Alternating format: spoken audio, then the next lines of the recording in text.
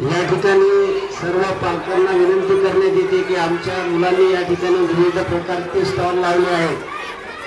कृपया आपण त्या स्टॉलवरून प्रत्येक स्टॉलवरून काहीतरी खरेदी करायचं आहे. आपण केवळ बघून चालणार नाही, तर आमच्या मुलांकडून या ठिकाणी आपल्याला विनंती आहे की कृपया आपण या ठिकाणी त्याच्या स्टॉलवरून प्रत्येकाला खरेदी करायची आहे.